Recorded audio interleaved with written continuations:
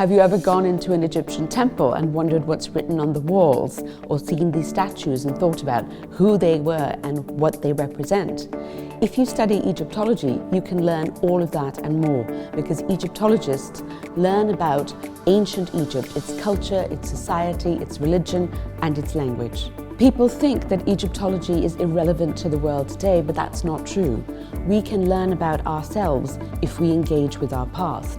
And also we can learn about human beings, human behavior, and the bigger picture. When you study Egyptology, of course you learn the skills that an Egyptologist should have about art, reading hieroglyphs, all about ancient Egyptian culture and language.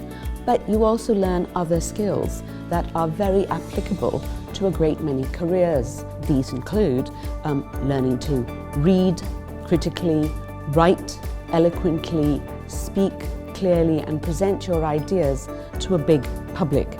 Egyptology students actually get to practice their craft. So they work on excavations, they learn to copy tomb walls, they dig up all kinds of extraordinary things, and they also intern in museums.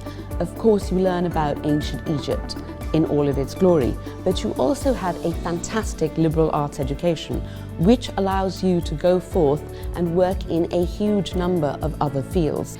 Egyptology graduates can go on to become Egyptologists, so they go to grad school, they can teach in universities, they can teach in secondary and primary schools. We also have people going into tour guiding, tourism in general, as well as working for other kinds of institutions such as UNESCO, World Monuments Fund, different heritage organizations, and other NGOs that relate to heritage, tourism, and the past.